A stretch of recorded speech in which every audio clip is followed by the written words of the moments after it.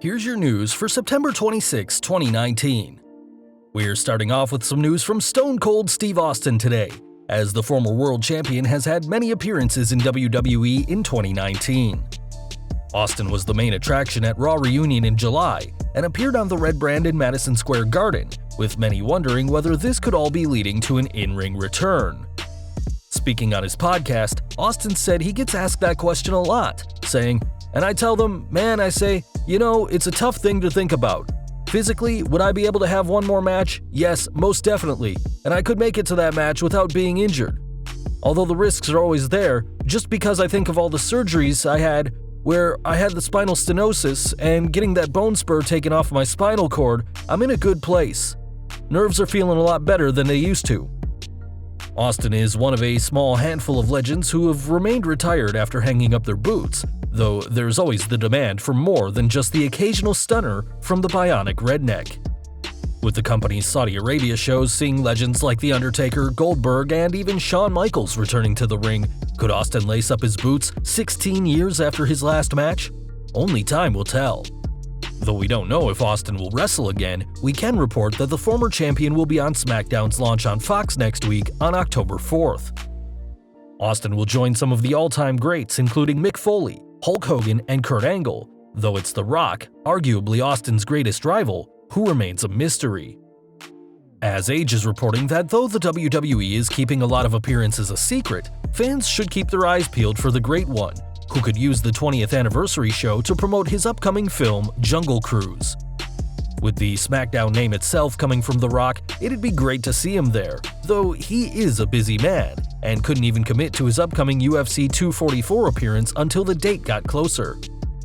A showdown in the ring between him and Austin would be a great way to end the show, though don't think the Rattlesnake's forgotten that it was The Rock who beat him in his last match at WrestleMania 19. More news from WWE now, and SmackDown superstar Tucker has had his car broken into. On Twitter, Tucker asked the fans to message him if they see his stuff being sold online, and said it was a bad way to end what had been a nice trip to San Francisco. Hopefully, Tucker will be able to get his stuff back as he and Otis prepare for the big changes about to happen to WWE SmackDown. Speaking of the Blue brand, Show Buzz Daily is reporting that the final show on the USA Network ended on a high, with the viewership increasing from last week. This week's show averaged 2.09 million viewers over the 2-hour period, though expect that number to rise next Friday with the huge 20th anniversary show WWE has planned. One star who for years was synonymous with the Blue show is OC leader AJ Styles, and though his United States title reign could soon be entering its third month, he will face some stiff competition. After several run-ins with Cedric Alexander, the two will square off on next week's season premiere of Raw, a rematch from the pair's battle on the Clash of Champions kickoff show. Other highlights announced for the show include a special edition of Miz TV featuring Hulk Hogan and Ric Flair, an appearance by Brock Lesnar just days before his WWE title match on SmackDown, Alexa Bliss facing Sasha Banks, and Rey Mysterio vs. Seth Rollins for the Universal title. One superstar who will presumably have an impact on Raw's season premiere is Raw Women's Champion Becky Lynch, though the man will certainly have a busy week ahead. On the premiere of Smackdown on Fox, Lynch will team with Charlotte Flair to face the Boss and Hug Connection, though a graphic released for the match has got some people talking. In this image, the man quickly spotted that Bayley was behind the Boss, despite her being the SmackDown Women's Champion, and brought it up to the hugger. Interestingly, Bayley replied back to Lynch and agreed with her, adding that the title she was holding had even been photoshopped in. Perhaps next time, WWE can use a picture where Bayley is holding the title, which shouldn't be too hard to come by given that she is the current SmackDown Women's Champion. Although the ladder match between Owens and Shane has been added to the lineup for SmackDown's Fox premiere, the match has a stipulation where Owens and Shane are both putting their careers on the line. Now, there's been a lot of change with WWE's schedule recently, with NXT moving to the USA Network, SmackDown moving to Fridays on Fox, and 205 Live moving to Fridays as well, and it seems that things aren't too different across the pond. During this week's NXT UK, it was announced that the show will move to Thursday nights starting next week, though it'll remain in its airtime of 3 p.m. Eastern and 8 p.m. British Summer Time on the WWE Network. Next week's show will certainly have a lot to tune in for, including NXT UK Women's Champion Kaylee Ray facing Tegan Nox in non-title action, and Piper Niven versus Isla Dawn.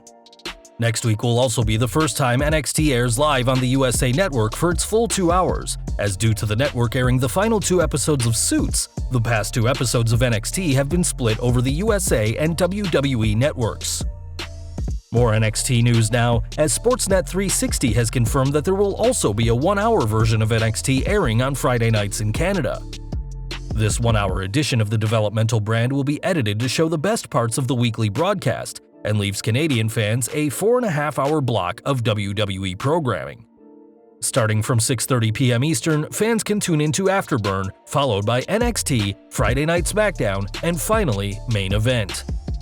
That being said, that's a lot of wrestling to take in, and with fans already complaining about the length of pay-per-views, it's difficult to think fans would be prepared to sit still for nearly 5 hours every single week.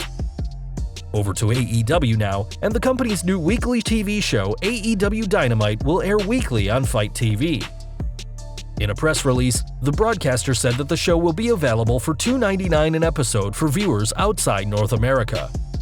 A subscription service called AEW Plus will also be available, and give fans access to the live show and behind-the-scenes footage for just $4.99 a month. However, this service wouldn't include pay-per-view events such as Full Gear, which will have to be purchased separately. This news is certainly big for the new promotion and comes just days after AEW announced its television deal to air in the United Kingdom. Though Dynamite will not air live in the UK, the show will air in full on ITV4 on Sunday morning at 8:20 a.m., with a 1-hour highlight show airing on ITV4 on Mondays at 11:45 p.m. Though the prospect of waking up at 8 in the morning on a Sunday to watch wrestling angered many fans from the UK who were expecting a better deal, Tony Khan has said that he is working on a live viewing solution soon for the UK and many other countries. Until then, fans will just have to settle with the current deals they have, and AEW Dynamite will air live on October 2nd at 8 p.m. Eastern on TNT. More AEW news now, and though the company recently filed a trademark for the line "a little bit of the bubbly," it seems they weren't fast enough. While AEW's trademark was filed on September 18th, Chris Jericho, who coined the phrase after becoming AEW World Champion at All Out, was able to file it first, making the claim on September 10th for use on merchandise. Now Jericho has the power to use the phrase on everything from hats, shirts, sweaters, and bandanas, and for the classier AEW fans, Jericho can actually use the phrase on champagne and wine bottles. AEW aren't the only ones looking at trademarks though, as WWE recently registered a trademark for Lass Kicker, the term Becky Lynch went by before becoming the Man. Though Lynch may not be calling herself the Lass Kicker anymore, there's still plenty of merch with the name, though she may have to go back to it if the recent issues with Ric Flair aren't resolved. Flair, who believes he's the rightful owner of The Man, has even threatened to take WWE to court, though hopefully an agreement will be reached ahead of Lynch teaming with Flair's daughter Charlotte on next week's SmackDown. The company also filed for trademarks for Rhea Ripley, Steve Cutler, Rig Bouguez, and Total Bellas. As we reported earlier, the final SmackDown Live on the USA Network saw an increase from last week, garnering 2.09 million viewers, up from last week's 2.06 million.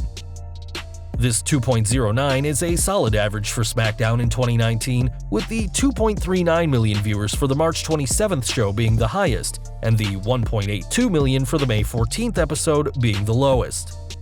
It'll be interesting to see whether these numbers go up when the show moves to Fox next week. We've got some NXT news now, as Kathy Kelly has updated fans on the condition of several injured superstars. During the show's premiere on the USA Network last week, several stars got hurt, including Velveteen Dream, who is currently listed as dealing with day-to-day lumbar pain after losing the North American title to Roderick Strong. Arturo Ruas was listed as having a broken finger thanks to Pete Dunne, but has now been medically cleared to compete. The same is true for Kona Reeves, who suffered a lacerated cheek during a dark match. It's obvious that the roster of NXT wants to impress, especially now with the show moving to a new home, but it's clear that their safety should come above anything else. Speaking of taking a breather from the ring, many superstars on the company's main roster are doing just that after a recent grueling work schedule. Recently, many WWE superstars and road crew got through a weekend house show loop in the Philippines, China, and Hawaii. And though these locations have great fans, it was certainly an exhausting time. The PW Insider reports that pretty much everyone who was on the tour will get the next few days off, and with the huge week the company has ahead of them, including Raw's season premiere, Smackdown on Fox, and the Hell in a Cell pay-per-view on Sunday, a few days to relax is definitely for the best. We all know that leaks are more common now than ever in the world of politics, and it seems WWE isn't immune from classified materials getting out. Last month, Evan Mack auditioned for a role with the company in Stamford, and fans can even watch what happened, though not because WWE wanted them to see. The video was marked for internal use only, something that fans clearly aren't, though the audition from the former AfterBuzz host may be why WWE copyrighted The Bump as a TV name. Evans is a known TV and web personality, and giving him his own show called The Bump could definitely mean big things for him in WWE. And finally today we're ending with news from MMA's Cris Cyborg, as the fighter has continued to tease a crossover into wrestling.